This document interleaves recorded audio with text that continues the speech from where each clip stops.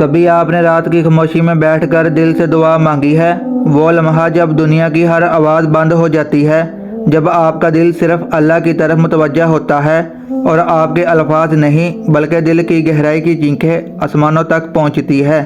سوچے اگر ایک ایسی دعا کی طاقت ہو جو پوری زندگی کو بدل دے، مشکلات کو آسان کر دے اور اللہ کی رحمت کے دروازے کھول دے۔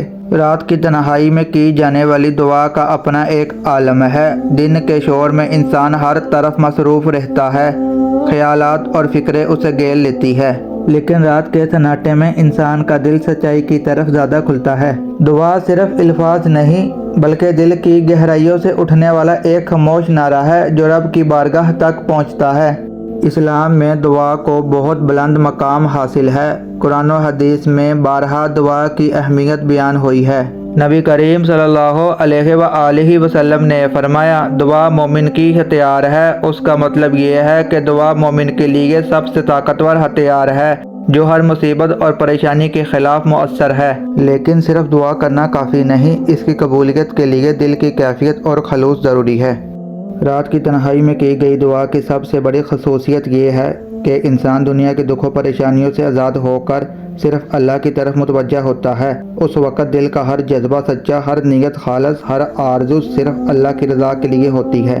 اسی خلوص اور دل کی نرم کیفیت کے ساتھ کی گئی دعا کا اثر فوری اور دیر بعد دونوں ہوتا ہے۔